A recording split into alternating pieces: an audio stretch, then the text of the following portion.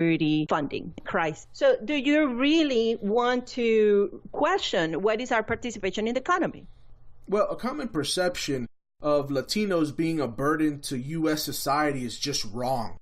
And I just wanted to make that equivocally, put it out there that, that perception of being a burden to the U.S. economy is wrong. And we mentioned earlier the median age of Latinos in the U.S. is 28 compared to 38 median age of U.S. residents overall. That's a 10-year gap. That's 10 years to be able to contribute more to the system. Now, the way that the current Social Security system is set up, those that are in the workforce today are funding those who are currently retired and receiving Social Security benefits. The baby boomers are retiring, and we have not seen the backslash of this population going into retirement. And some of the economist forecasters are saying this is when things are going to get tight. Now, most people are not having as many children as they did before. I mean, the ratios are decreasing. And when you do have a young population that considers that one of the intrinsic values of family is to create family. To your point, at the end of the baby boomer age, in 1960, the median birth rate was 3.65 children per woman. And today, it's half of that. It's 1.8 of the birth rates per woman. So when we look at that from the end of what the baby boomers were going into Generation X, going into the millennials, going into Generation Z, we see a half drop off. And if we do not continue to have that workforce, we need to bring in that workforce from somewhere else to be able to continue to sustain programs such as Social Security and Medicare. If not, we need to find solutions on how to make changes to those programs because they are earned benefits. And when I say they're earned benefits programs, is when you start working in the workforce, they say, we're going to take this money out of your paycheck and we're going to put it into the Social Security fund. And when you become of age, I'm going to give you that money back. So Medicare, I'm going to take a portion of this paycheck, I'm going to put it into this Medicare fund. When you become of age, this is for your Medicare Part A, which is your hospitalization. You can contribute to Part B in the future, and that's how the system works. When we're contributing to the U.S. economy, now there is a distinction between can you claim those funds eventually and can you not claim those funds eventually because of the tax code and the tax contributions. There is a huge irony into the process of Latinos and perhaps immigrants in the U.S.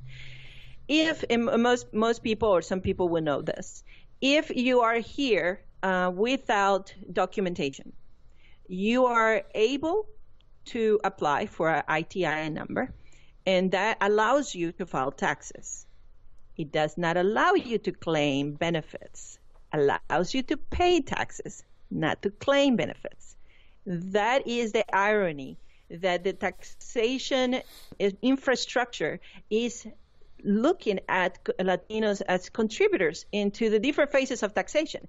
Now, when it's time for this workforce to claim benefits, to claim it, they won't be entitled to until they are eventually they'll gain their citizenship, and then we'll be able to claim their benefits. But that is a huge gap of population that is contributing and will not draw from that. The next time you think about Social Security fund and your Medicare, you may be wondering if that undocumented person is contributing to your benefits today.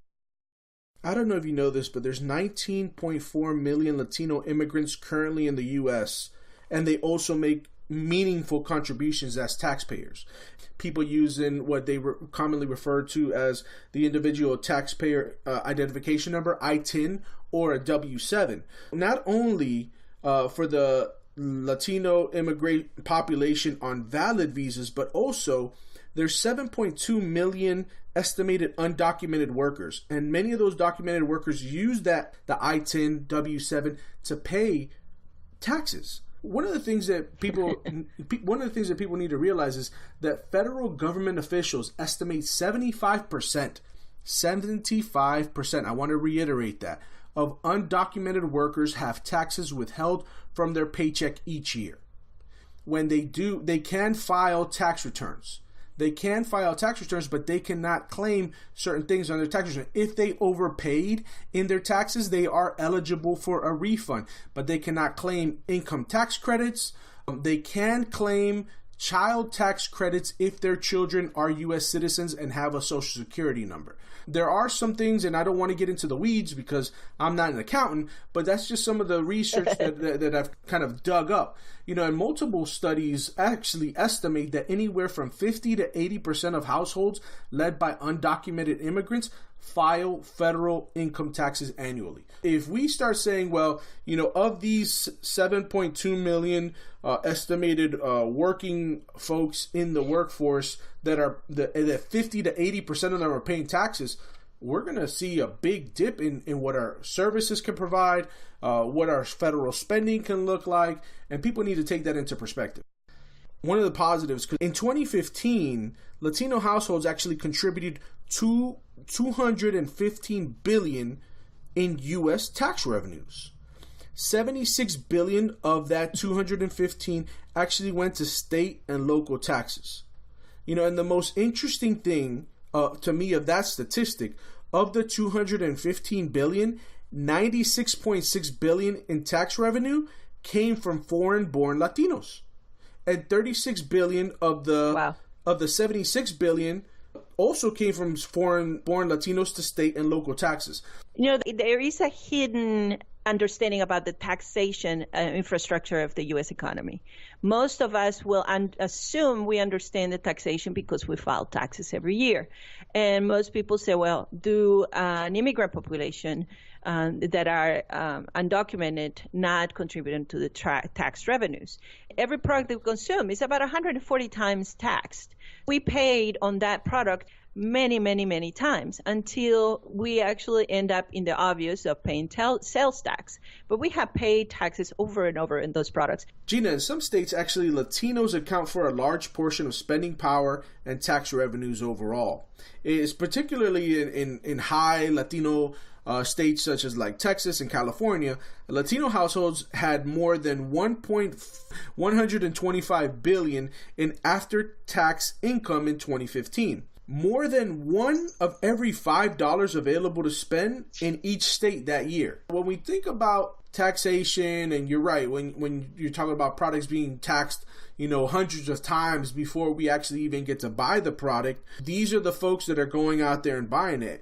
In Arizona and Florida, Latinos contribute almost one out of every $6 in total tax revenue sustaining Medicare and Social Security programs. So when we are talking about income and spending, this is a very powerful group to be recognized.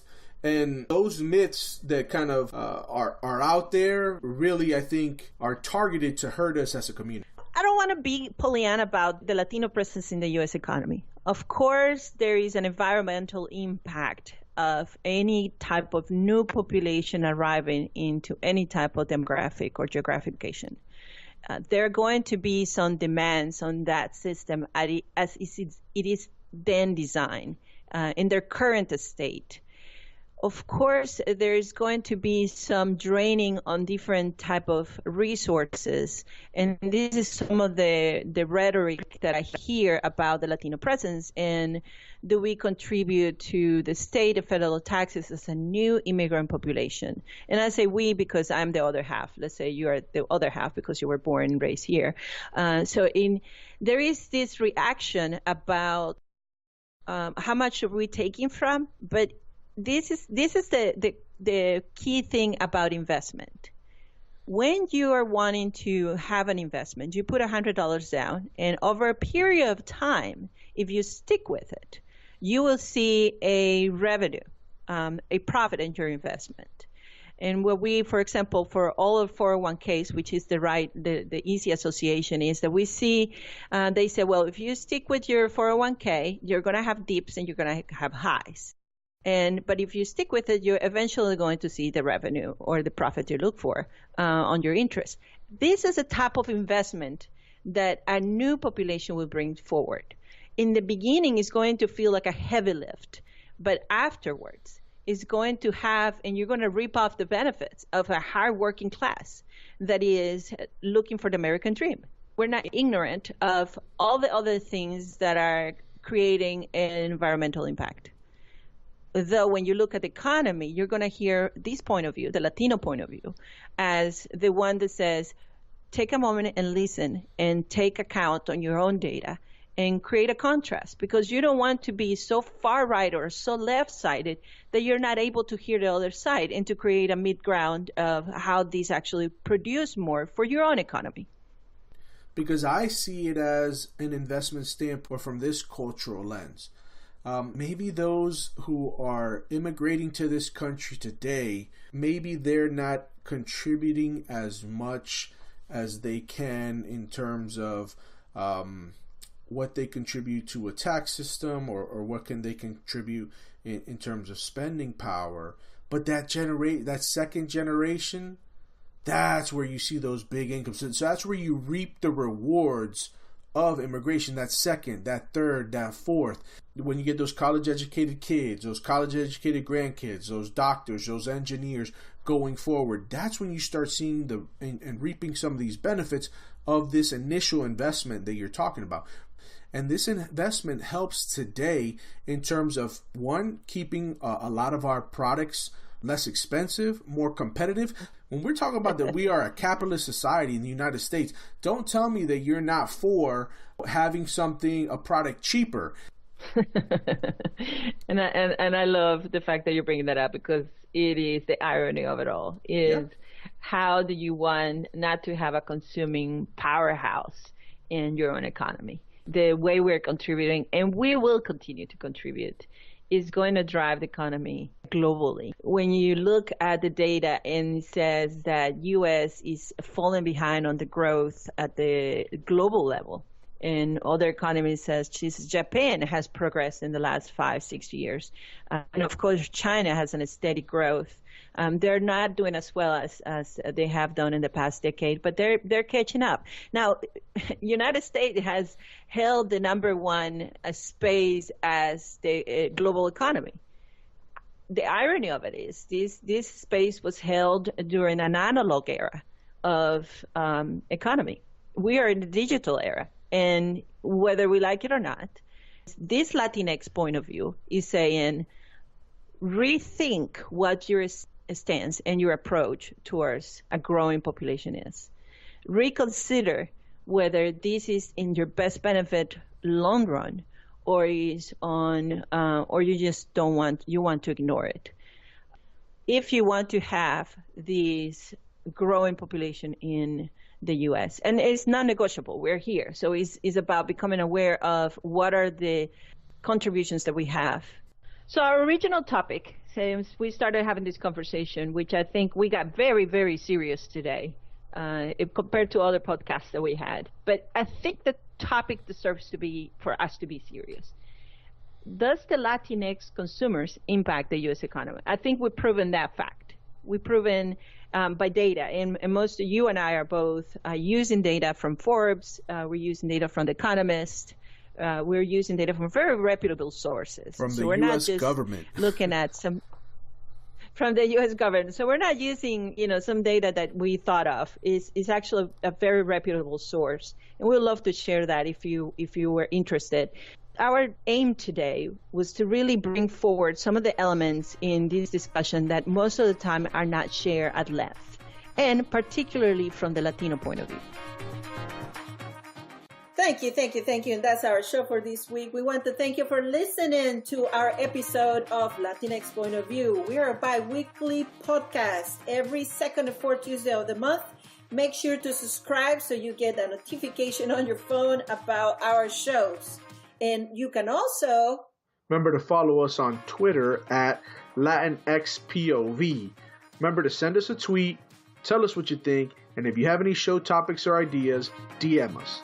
Thanks again for listening. Y hasta la próxima. Till next time, we're out.